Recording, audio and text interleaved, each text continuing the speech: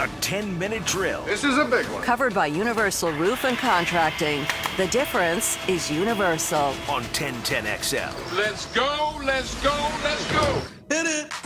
All right, let's do some sports concepts and rationalizations. We call it the 10-minute drill, and let's begin right down the road with the Tank for Trevor fans. News of the day from Trevor Lawrence. Couched a little bit on his I'm definitely leaving statements, and I still think he'll go wherever he's drafted. I think there's 0% chance that Trevor Lawrence goes. Because here's the reality, Hick. Mm-hmm. You skip this year. Mm-hmm. Guess what? Next year, it's going to be the same steamy pile of terribleness that's ready to draft you. If you're the number one pick, the team picking is terrible. Right. They're terrible at everything they do. Yeah. They're terrible at picking players, coaching players, and they're going to count on you to lift them out of their terribleness, and that would also apply here in Jacksonville if the Jags were to get the top pick. So, I was thinking this, Hick. We got a perfect working example twice in the last 3 weeks. Mm-hmm. I'm going to ask you this question. Yes. If Joe Burrow had been quarterbacking the Jags and Gardner Minshew the Bengals 3 weeks ago, who would have won that game? We would.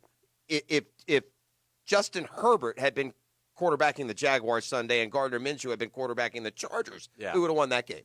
Although our defense is really bad, so if Minshew was in one of his hot streaks, it'd be tough. But we probably see my would. point. Yeah. Those are two rookie guys, and right there, that's 3 and 4 right there just because of the quarterback. The Jags have to get that guy. Well, we all know that. I mean, the point listen, I'll take it a step farther. One of the things I've been harping on lately is if you take a look at the AFC quarterbacks, all the young guys from Mahomes to Lamar Jackson to Burrow and Herbert to Deshaun Watson. I mean, if you name there's 5 right there.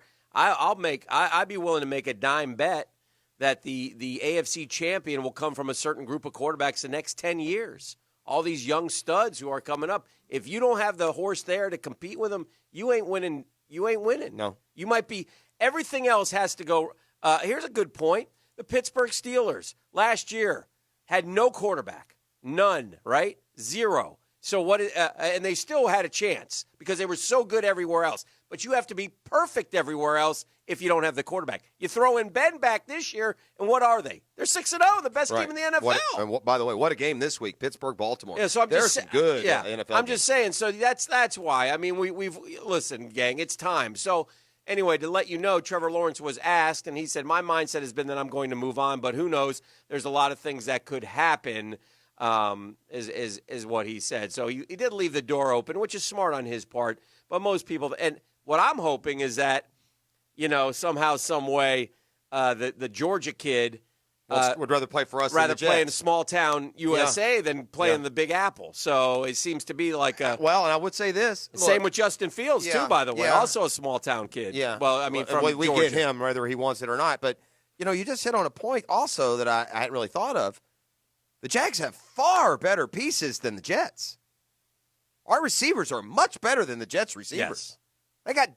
Their best receiver is a journeyman 5'10" guy, Crowder. Yeah. And they have no weapons at all. Correct.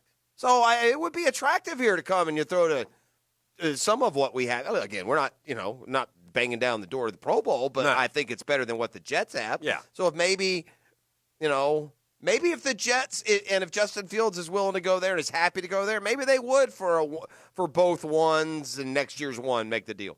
Yeah. And if I'm the Jags, I would give that up. I'd give both ones and next year's one to move up one spot to number 1. To get Lawrence, and then they could get Fields. Correct. Now, that might be a mistake. If you're the Jags, you might be better off keeping your ones this year and next. But me personally, I think Trevor Lawrence is that big a deal. Yeah. I'm not going to argue that. But, I mean, so anyway, I thought it was interesting what he said. I don't sense any type of power play coming. I mean, again, we'll see. Now, remember, in all honesty, Trevor Lawrence, if he wanted to, he could stay 2 more years at Clemson. Yeah, because this is a free year. This year doesn't count, right? As far as I know. So if he wanted to, he could go, and what has he lost? 1 game there, right?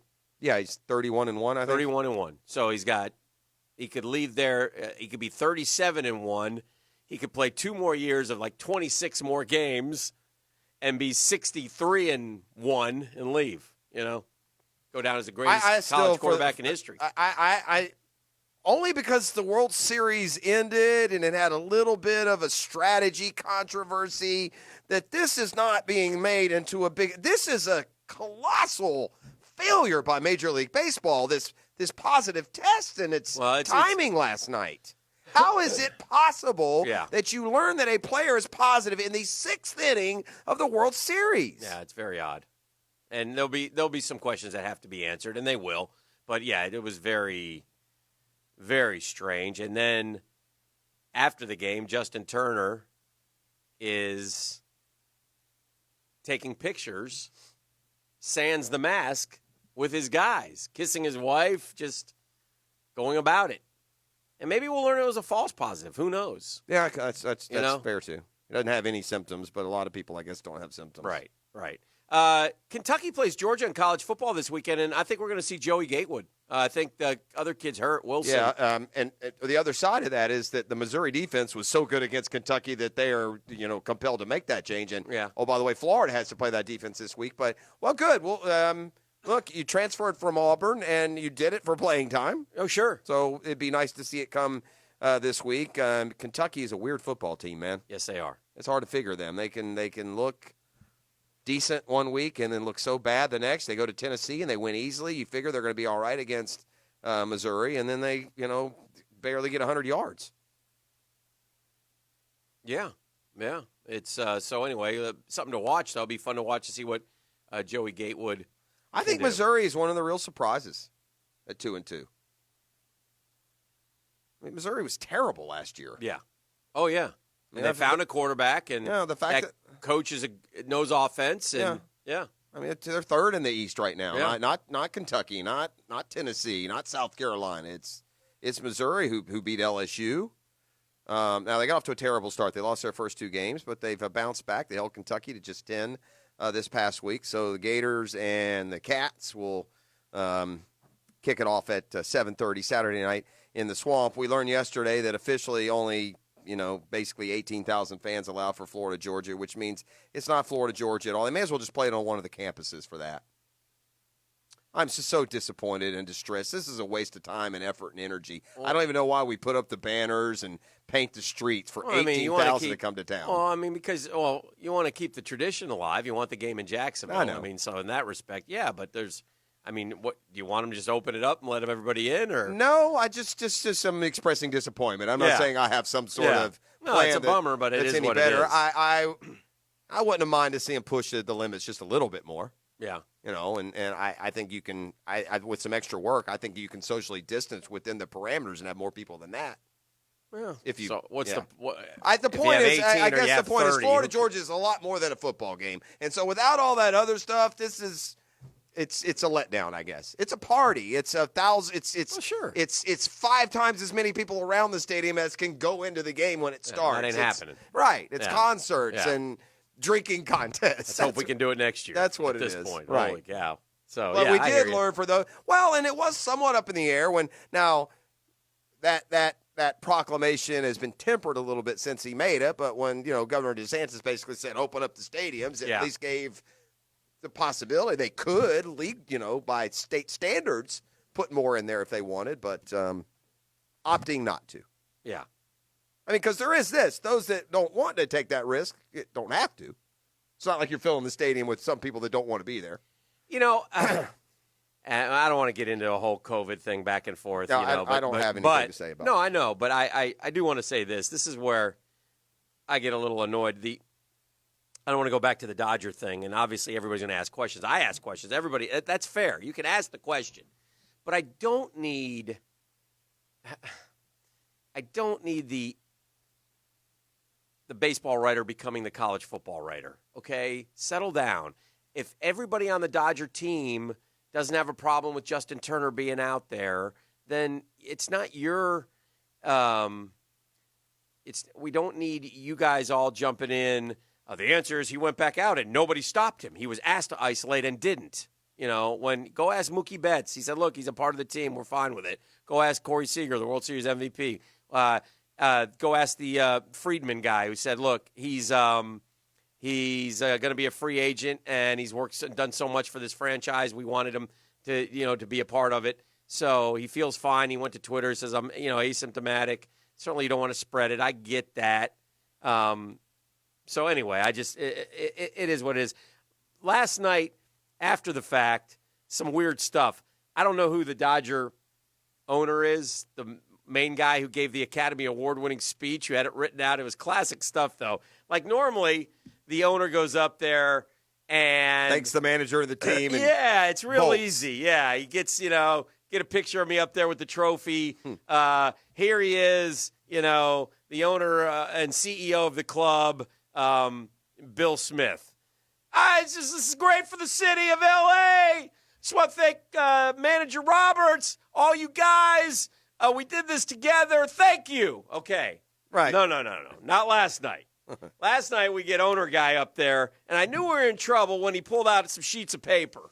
And he had written out some, the guy had lines after lines after lines just going on and on and on. Somebody play the music. Kill this guy. He's had that pent up for 32 years, Dan. I don't think he's been there for 32 years. I know, Beef, but it's 32 years of frustration. Yeah, I'm like, what are we? Angelino. What are we doing, man? Wrap this guy, music up. I don't want to hear from him. I don't know who he is. Magic Johnson's in the stands. I forgot he was an owner. Was he there? Yeah, I mean, Magic is like, another championship for Magic. By the way, we go from Tampa being the title town, and now we got to sit and just pray that Jalen and the Rams don't. Well, get it's one. Rams versus Bucks in the NFC title game. As we sit today, it would be. Yeah, we all know that's coming. So get ready. So anyway, yeah. So, but we did have one bit of.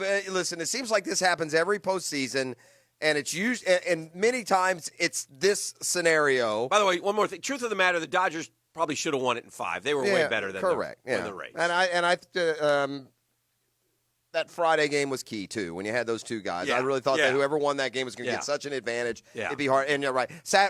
In other news, that Saturday night baseball game was about the best thing you've ever seen. Awesome. I mean, just unbelievable. And it's still odd though that even the Dodgers, the best team in baseball, can't throw 4 starters out there. Yeah, I know. I can't believe it. They've changed. The game has changed, and their teams now are content that every when third I or think fourth about game. when I think about your team at the beginning of the year, I always think you've got to have like 9 guys who can start in a pinch. Yeah, I don't know if you need that anymore. Well, the strategy has certainly changed. Smoltz, who I love, and some people have started to get on him because he, I love him. He's unbelievably good. If you're getting on him, it's just you're that guy. He was trying to point out the difference between postseason and regular season and how you work staffs during the postseason versus the regular season is a lot different. But it is amazing to me. They're the L.A. Dodgers, and they don't have 4 capable starters. Yeah. Well, and you know what they do? They're scared to use them, I guess, in such an important leverage I situation. thought it was a big mistake going with the Gonsolin guy. Tampa could have really done some damage in the first inning, and they didn't finish him off because Gonsolin is terrible. Yeah. The Braves wrapped, every time he pitched against us, it was, by His the way. ERA is like 9. Yeah, there's also this, also now determined, since the Rays could only go 6, that the second best team in baseball this year was the Braves. So you on it? Get a little trophy for that? Do we? I mean, we went You 7. take it. You'll take it. We lost 4-3 in Game 7. We gave them a much more of a series. Take number two banner, hanging that thing up there in Fulton County? I don't think so. We'll just put an NL East up there. And Where are you, it Cobb seems County? hollow. Where is Atlanta Stadium now? Is I it think not they are in Fulton Cobb. County anymore? Yeah, I think it is Cobb now. Yeah. Of course, we also had this, and it seems to always come up in every postseason, either a pinch hitting situation or pulling a pitcher at the wrong spot situation. Yes. And last night's really magnified because Blake Snell was cruising along. He'd given up no runs through just barely through 5 innings. Yeah. And then despite 9 Ks and just 2 hits and no runs and just 75 pitches, he was pulled by Kevin Cash. Now, should Blake Snell have fought harder for himself? And would he have won the fight? We've seen pitchers do that. Well, I'll give you an example. In 2015, I was in New York for Game 5 of the World Series, and my beloved Metropolitans taking on the Royals. It's a different situation because it's the 9th inning, but Matt Harvey was unbelievably good. And Matt Harvey, it just really the results are all that matter because you're always going to get second-guessed. Like if Kevin Cash had left Snell in and he got hit, and I don't think he was going to. I think, believe me, he made 100% the wrong decision in my mind. But that would have gone against everything that they believed in. They'd go against the grain there. And Matt Harvey in the middle during the changeover was telling Terry Collins, "I'm going out there," and Terry's like, and he's like, "Look, I am going out there to finish this. You're not taking this away from me. I will get the outs." And sure enough, he didn't. So they tied it up, and then we lost an extra inning. So, the point with Cash is can really be pointed out from this standpoint. Just click on Blake Snell, his bio, and look at his game logs. Yeah. And so if you'd have left him in, then they would have said, listen, Blake Snell never went more than 5 2/3. And this is factual. Yeah. For a Cy Young winner and their horse, he never made it to the 7th inning all year long, even on his good outings. So this year. Yeah. And I don't know about previous years, but I know this year. I'm pretty sure he did during his Cy Young. Well, one. probably. Yeah. But even in leverage situations against the Yankees, 5 2/3 is the most that he went in the entire postseason. Yes. So, point being, had he left him in that inning, and say this time around Betts gets him and the Dodgers score 3, then there would have been, well, why'd you leave a guy in who you've only pitched through 2 rounds of the order all postseason? So it doesn't matter. All that matters is are the results. And you hate to just dismiss Tampa in this Can way. I jump in? But you felt like you felt like the Dodgers were winning the game no matter what the pitching situation was. I've been getting these texts, and I've got to. Is this the voting stuff? No, I'm not Sherwood Bug. I keep getting these texts. Somebody thinks I'm Sherwood Bug. I'm not Sherwood Bug. I have no online profile. Please stop texting me, whoever thinks I'm Sherwood Bug. Anyway, sorry. I'm sorry. I thought we determined. That's my alias. Yeah. That's what I go with. Dan's burner. Yeah, Sherwood Bug. What kind of name Wherever is Sherwood Bug is, God bless him. Sherwood, you're missing a lot of important information. Get online and take care of your stuff. So, yeah, definitely. All that matters are the results in that deal. Sure. And the results speak, and the Dodgers are world champions, and they were the better team, and Mookie Betts is great. And if they get Lindor, I'm going to lose my mind. Oof, golly, because they need some more. All right, that'll do it for the 10-minute drill. Yeah, and if you're caller number 4 right now, Beef at 641-1010, what are we going to give them? Caller number 4, you're going to take home a delicious Donato's pizza with a $25 gift card on us.